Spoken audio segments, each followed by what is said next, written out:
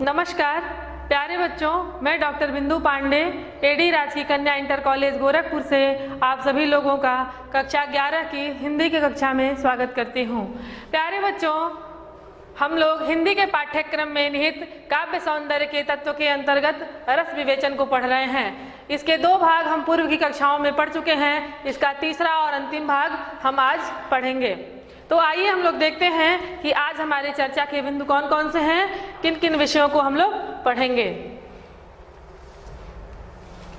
विवेच्य विषय, हमारा आज का जो विवेच्य विषय है वह है रसों का स्वरूप विवेचन, अर्थात जितने रस शेष रह गए हैं उनको हम क्रमशः पढ़ेंगे और जानेंगे। दूसरा है अद्भुत रस और शांत रस में क्या अंतर है। तीसरा है भक्ति और शांत में क्या अंतर है। दोनों में भक्ति रस और शांत रस में स्वरूपतः क्या अंतर होता है, ये हम जानेंगे।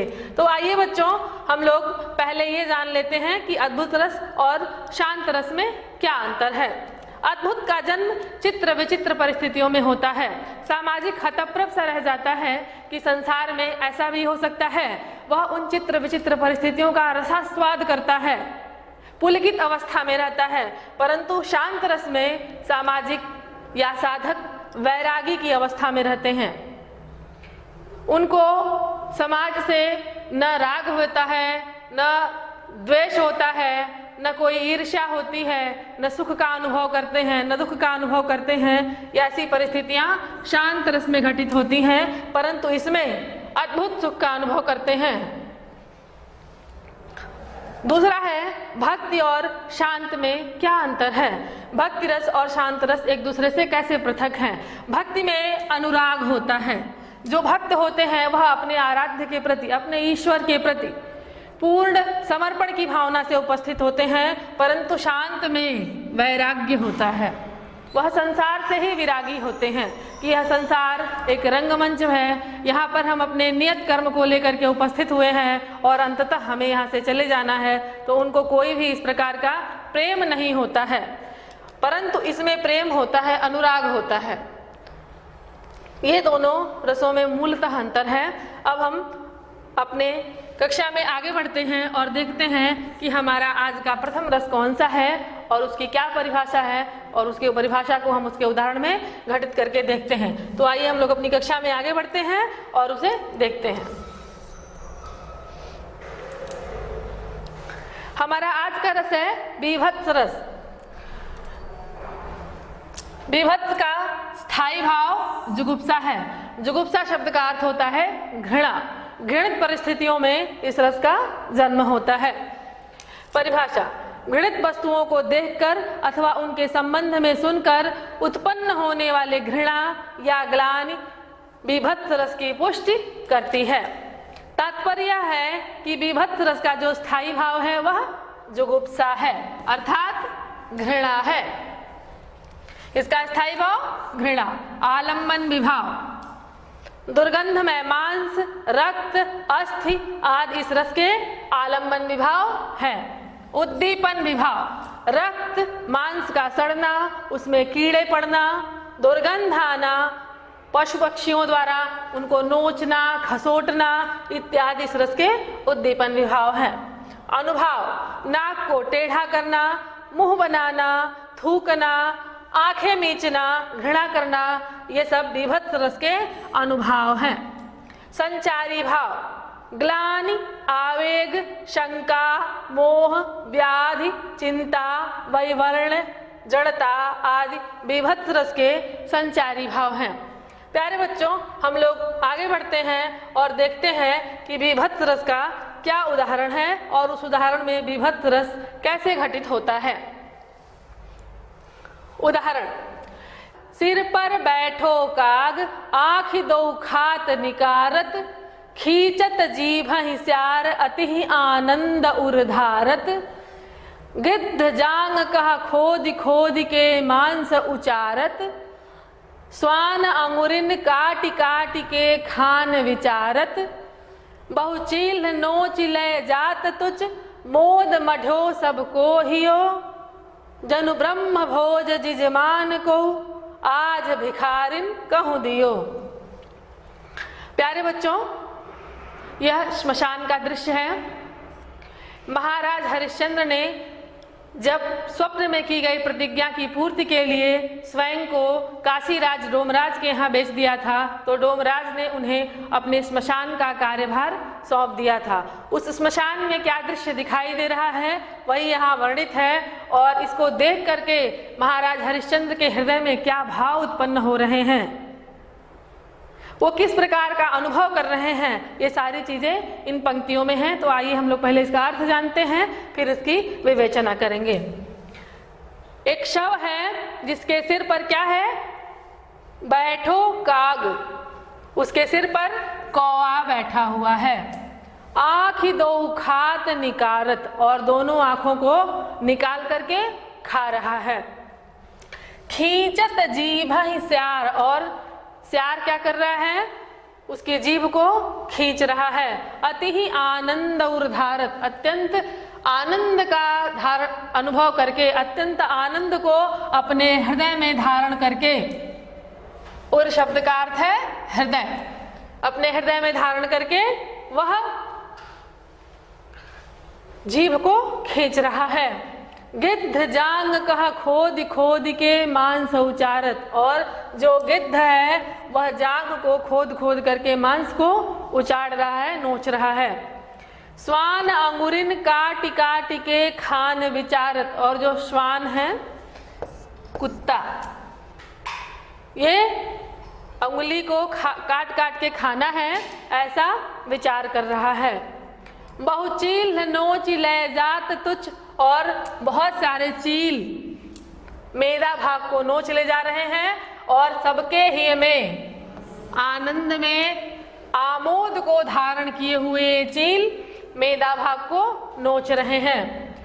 ये सारे पशु पक्षी ऐसे प्रतीत हो रहे हैं मानो भिखारी हैं, और इन भिखारियों को किसी यजमान ने ब्रह्मभोज दे दिया है। यजमान अर्थात यजमान। यह श्मशान का दृश्य है। पशु पक्षियों की क्रीड़ाओं को देख करके चांडाल की सेवा में रत राजा हरिश्चंद्र के मन में जो घृणा उत्पन्न हो रही है वह स्थायी भाव है। शवों की हड्डी, त्वचा आदि आलम्बन विभाव है। कौओं का आँख निकालना, स्यार का जीभ को खींचना, गिद्ध का जांग खोद खोद करके मांस नोचना तथा कुत्तों का उंगलियों को काट करके खाना, ये उद्दीपन विभाव हैं। राजा हरिश्चंद्र द्वारा इनका जो वर्णन है वह अनुभाव है। स्मृति आदि यहाँ संचारी भाव है। इस प्रकार यहाँ विभक्त रस की निष्पत्ति हुई है। प्यारे बच्चों, अब हम अपनी कक्षा में आगे बढ़ते हैं और देखते हैं कि हमारा अगला रस कौन सा है। अद्भुत रस। परिभाषा: विचित्र अथवा आश्चर्यजनक वस्तुओं को देख करके हृदय में जो विस्मय उत्पन्न होता है उसी से अद्भुत रस का जन्म होता है। इसका स्थायी भाव आश्चर्य है, विस्मय है। आलम्बन विभाव: आश्चर्य को उत्पन्न करने वाला पदार्थ अथवा व्यक्ति अद्भुत रस का आलम्बन विभाव होता है। उद्दीपन विभाव: अलौकिक वस्तुओं का दर्शन, श्रवण, कीर्तन आदि अद्भुत रस के उद्दीपन विभाव हैं। प्यारे बच्चों, यहाँ हम स्पष्ट कर दें कि अद्भुत वस्तुओं का दर्शन और श्रवण, कीर्तन इत्यादि भक्त रस में भी होता है, परंतु भक्ति रस में ये सारे कार्य भक्त स्वयं करते हैं और यहाँ पर सामाजिक जो है वह दृष्टा मात्र होता है, वो इन चीज़ों को देखता है और भक्ति में वो स्वयं उसमें रत होते हैं। अनुभव: अद्भुत रस के अनुभव: दांतों तले उंगली दबाना, आंखें फाड़ कर देखना, रोमांच होना, आंसू आना, कांपना, गदगद होना आदि अद्भुत रस के अनुभव हैं। संचारी भाव: उत्सुकता, आवेग, भ्रांति, धृति, हर्ष, मोह आदि अद्भुत रस के संचारी भाव हैं। अब हम इसके उदाहरण की तरफ बढ़ते हैं और उदाहरण देखते हैं।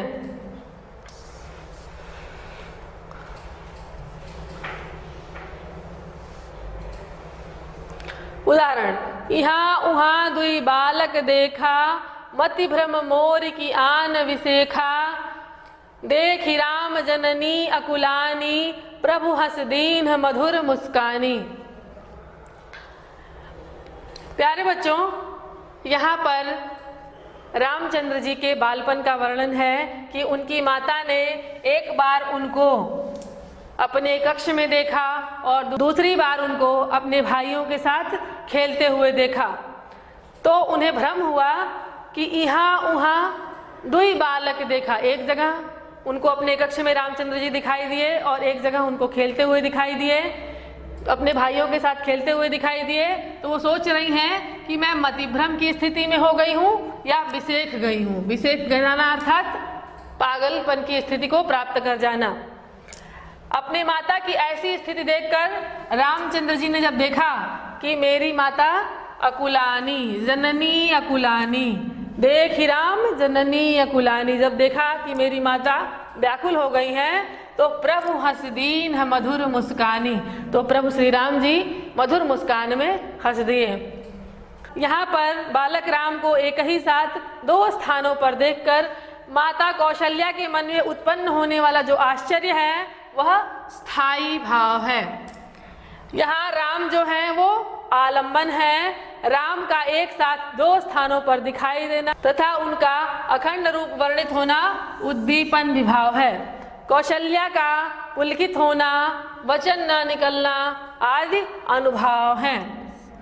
भ्रांति, त्रास, वितर्क आदि संचारी भाव हैं। इस प्रकार यहाँ पर अद्भुत रस की पूर्ण अभिव्यक्ति हुई है। प्यारे बच्चों, अब हम अगले रस की तरफ बढ़ते हैं।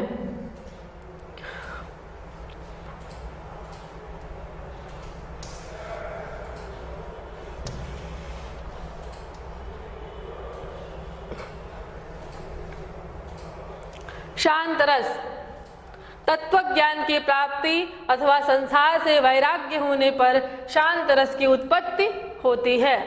जहाँ न दुख है, न सुख है, न द्वेष है, न राग है, न कोई इच्छा है, ऐसी मना स्थिति ऋषि मुनियों की होती है और इसको शांत रस माना जाता है।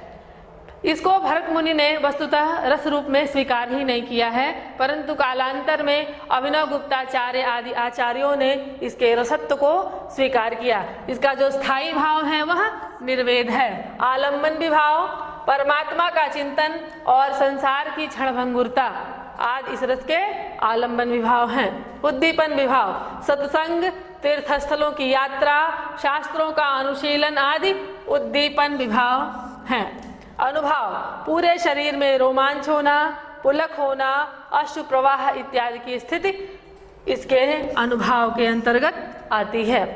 संचारी भाव, धृति, हर्ष, स्मृति, मति, विबोध, निर्वेद आदि संचारी भाव कहलाते हैं शांत रस के। ये सारे शांत रस के संचारी भाव कहलाते हैं। अब हम इसके उदाहरण की तरफ बढ़ते हैं।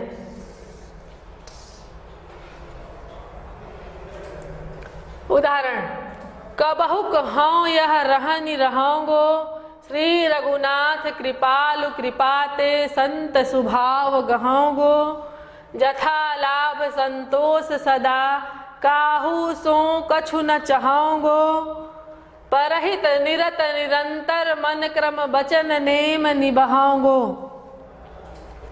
यहाँ पर तुलसीदास जी ने रघुनाथ जी से प्रार्थना की है कि हे रघुनाथ जी, हम कब तक इस स्थिति में रहेंगे, कभी तो आपकी कृपा से हम संत स्वभाव को प्राप्त करेंगे। मुझे जितना ही प्राप्त हो जाएगा उसी में ही मुझे सुख है, संतोष है और मैं किसी से और कुछ नहीं चाहता हूँ, न चाहूँगा। परहित में मैं निरंतर लगा रहूँगा और यह निर्वाह, इस नियम का निर्वाह अपने मन क्रम वचन से सदा करूँगा। इस पद में तुलसीदास जी ने श्री रघुनाथ जी की कृपा से संत स्वभाव ग्रहण करने की कामना की है। संसार से पूर्ण विरक्ति और निर्वेद स्थायी भाव इन पंक्तियों में निहित है। राम की भक्ति आलंबन है। साधु संपर्क एवं श्री रघुनाथ जी की कृपा उद्दीपन विभाव है। धैर्य, संतोष तथा अचिंता आदि अनुभाव हैं। निर्वेद, हर्ष, स्मृति आदि संचारी भाव हैं। इस प्रकार यहाँ पर शांत रस का पूर्ण परिपाक हुआ है। प्यारे बच्चों, अब हम लोग अगले रस की तरफ बढ़ते हैं और देखते हैं कि हमारा अगला रस कौन सा है। भक्ति रस। इस रस के विषय में बहुत ही मतभेद है। प्राचीन काव्यशास्त्र में इस रस को रस रूप में स्वीकार नहीं किया गया है, इसको भाव मात्र माना गया है। यह देव विषयक रति का रूप है। भक्ति, देव विषयक रति ही रसत्व दशा को जब प्राप्त होती है तो वह भक्ति कहलाता है। आचार्य भरत मुनि ने इसको रस नहीं माना, परंतु अभिनव गुप्ताचार्य आदि आचार्यों ने कालांतर में इसको रस रूप में स्वीकार किए हैं। इसका जो स्थायी भाव है वह इष्ट विषयक रति है। इष्ट अर्थात हमारे जो आराध्य हैं, जो हमारे परमेश्वर हैं, जिनके प्रति हम पूर्ण समर्पण की भावना रखते हैं, वह इष्ट कहलाते हैं। और तद विषयक जो रति है वह भक्ति रस का स्थायी भाव है। जहाँ परमात्मा विषयक प्रेम, परमात्मा विषयक रति विभाव, अनुभाव और संचारी भाव से पुष्ट होकर के रसत्व दशा को प्राप्त करे, वह भक्ति रस कहलाता है। आलम्बन विभाव। भक्ति रस के जो आलम्बन विभाव हैं वह परमेश्वर हैं, राम हैं, कृष्ण हैं। प्यारे बच्चों, सामान्यतया सगुण भक्ति का ही साहित्य हिंदी साहित्य में मिलता है, इसीलिए यहाँ पर इन्हीं लोगों का नामोल्लेख किया गया है कि यही लोग इस रस के आलम्बन विभाव हैं। उद्दीपन विभाव, परमात्मा के जो अद्भुत कार्यकलाप हैं, अद्भुत क्रियाएं हैं। सत्संग जो है, सत्संग में इष्ट के अभिष्ट के गुणों का कीर्तन किया जाता है, उनका गान किया जाता है। इसीलिए सत्संग भी भक्ति रस के उद्दीपन विभाव के अंतर्गत आता है। भक्तों का समागम, भक्तों का आपस में मिलना, अपने आराध्य के उत्तमोत्तम गुणों का वर्णन करना भी इसके उद्दीपन विभाव के अंतर्गत आता है। अनुभाव, भगवान के नाम तथा उनकी लीलाओं का कीर्तन, आँखों से आंसुओं का गिरना, गदगद हो जाना। भक्त गदगद होकर के कभी रोने लगे, कभी हंसने लगे, कभी नृत्य करने लगे, वह सब भक्ति रस के अनुभाव के अंतर्गत आते हैं। संचारी भाव, निर्वेद, मति, हर्ष, वितर्क आदि भक्ति रस के संचारी भाव हैं। प्यारे बच्चों, यह जो निर्वेद है यह अल्पकाल के लिए आता है और थोड़ी देर के लिए वह अपनी उपस्थिति से रसत्व दशा को पुष्ट करता है और पुनः विलीन हो जाता है। यह स्थायी निर्वेद से भिन्न स्वरूप रखता है। आप इन दोनों में अंतर समझिएगा। अब हम इसके उदाहरण की तरफ बढ़ते हैं और देखते हैं कि इसका क्या उदाहरण है। उदाहरण, असुवन जल सींच सींच प्रेम बेली बोई, मीरा की लगन लागी होनी सो होई। यहाँ मीराबाई जी अपने आराध्य कृष्ण के प्रति अपने भाव प्रकट करते हुए कह रही हैं कि मैंने अपने आंसुओं से सींच सींच करके अपने इष्ट के प्रति, अपने आराध्य के प्रति जो प्रेम रूपी बेल को बोया है, वह क्या है, अब परिपुष्ट हो गई है और मीरा की लगन लग गई है अपने आराध्य के प्रति। उन्हें कोई फर्क नहीं पड़ता कि समाज में क्या होगा, जो होना है वो हो जाए, मीराबाई जी अपने इष्ट के प्रति समर्पित होकर के संतुष्ट हैं, प्रसन्न हैं, सुखी हैं। इन पंक्तियों में श्री कृष्ण के प्रति मीरा का जो अनुराग है वह स्थायी भाव है, वह इष्ट विषयक रति स्थायी भाव है। श्री कृष्ण जो है वह आलम्बन है, सत्संग उद्दीपन विभाव है। आंसू प्रेम बेलिका बोना और आंसुओं से सींचना अनुभाव है। शंका हर्ष आदि संचारी भाव हैं। इस प्रकार यहाँ पर भक्ति रस का सुंदर परिपाक हुआ है। प्यारे बच्चों, अब हम अगले रस की तरफ बढ़ते हैं और देखते हैं कि हमारा अगला रस कौन सा है। वात्सल्य रस परिभाषा: पुत्र, बालक, शिष्य, अनुज आदि के प्रति जो रति का भाव है उसे स्नेह कहते हैं, और वही स्नेह जब रसत्व की दशा को प्राप्त करता है तो वह वात्सल्य रस की सर्जना करता है। यहाँ पर इस रस का स्थायी भाव जो है वह स्नेह है, वत्सलता है, और इसको संतति विषयक रति भी कह सकते हैं। आलम्बन विभाव: वात्सल्य रस के जो आलम्बन विभाव हैं, पुत्र, शिशु, शिष्य आदि कोई भी वात्सल्य रस के आलम्बन विभाव हो सकते हैं। आचार्य भरत मुनि ने इसको भी भाव रूप में ही स्वीकार किया है, परंतु कालांतर में इसको रस रूप में स्वीकार किया गया। इसका जो स्थायी भाव है वह संतति विषयक रति अर्थात स्नेह या वत्सलता है। आलम्बन विभाव: पुत्र, शिशु, शिष्य आदि इस रस के आलम्बन विभाव हैं। उद्दीपन विभाव: बालक की चेष्टाएं, तुतलाना, हठ करना, उसके स्वरूप का वर्णन करना, उसकी जो वस्तुएं हैं वो सब उद्दीपन विभाव के अंतर्गत आती हैं। अनुभाव: स्नेह से बालक को गोद में लेना, आलिंगन करना, सिर पर हाथ फेरना, थपथपाना आदि वात्सल्य रस के अनुभाव के अंतर्गत आता है। संचारी भाव: वात्सल्य रस का जो संचारी भाव है वह है हर्ष, गर्व, मोह, चिंता, आवेग, शंका इत्यादि। अब हम इसके उदाहरण की तरफ बढ़ते हैं और देखते हैं कि वात्सल्य रस वहाँ पर कैसे है।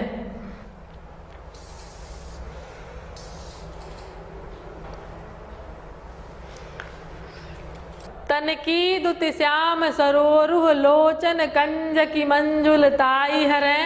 जो तन की द्युति है वो कैसी है? श्याम वर्ण की है। राम के जो शरीर की द्युति है वह श्याम वर्ण की है, सर और उनके जो नेत्र हैं वह कमल के समान है। कंज की मंजुलताई हरें, और वह कंज की भी मंजुलता, कंज के भी सौंदर्य का हरण करने वाले हैं। अति सुंदर सोहत धूरी भरे, वो खेल रहे हैं तो पूरी तरह से धूल में सने हुए हैं, वो अत्यधिक सुंदर सुशोभित हो रहे हैं।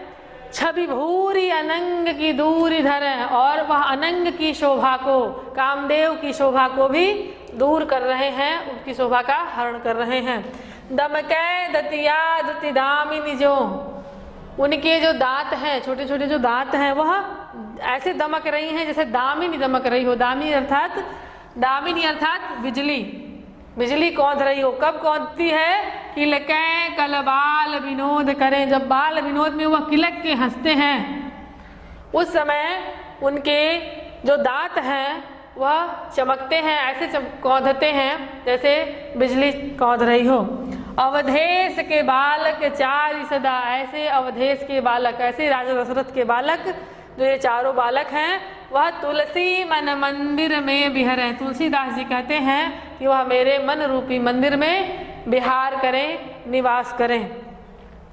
यहाँ पर जो स्नेह है, जो संतति विषयक रति है, वह क्या है? स्थायी भाव है। राम और उनके भाई आलम्बन विभाव हैं। उनके धूल धूसरित जो शरीर हैं, उनकी जो बाल क्रीड़ाएं हैं, छोटे छोटे दांतों का चमकना आदि जो है वह उद्दीपन विभाव है। उनके बाल विनोद से माता पिता का आनंदित होना ये अनुभाव है। हर्ष और गर्व आदि संचारी भाव हैं। इस प्रकार यहाँ पर वात्सल्य रस की पूर्ण निष्पत्ति हुई है। प्यारे बच्चों, वात्सल्य रस के जो प्रमुख कवि हैं वह सूरदास जी हैं। सूरदास जी ने बालक कृष्ण के बचपन का अद्भुत वर्णन किया है कि किलकत कान घुटुरुअन यावत मणिमय नंद के आंगन, मणिमय कनक नंद के आंगन बिंब पकड़िबै धावत। बाल कृष्ण का हठ, बाल कृष्ण की लीलाएं सब इसी रस की सर्जना करती हैं। आचार्यों ने सूरदास जी के कारण ही इस रस की प्रतिष्ठापना की। वस्तुतः इसके प्रतिष्ठापक जो महाकवि हैं वह सूरदास जी हैं। आइए हम इस पाठ पर आधारित अभ्यास प्रश्न को देखते हैं कि कौन कौन से अभ्यास प्रश्न इस पाठ पर हैं। अभ्यास प्रश्न, बीभत्स रस का उदाहरण लिखिए। दूसरा प्रश्न है, अद्भुत रस का जन्म किन परिस्थितियों में होता है। तीसरा प्रश्न है, वात्सल्य रस का उदाहरण लिखिए। चौथा है, भक्ति रस के प्रतिष्ठित महाकवि कौन है और उनका एक उदाहरण लिखिए। प्यारे बच्चों, आज की कक्षा में इतना ही। शेष हम अगली कक्षा में पढ़ेंगे। तब तक के लिए धन्यवाद।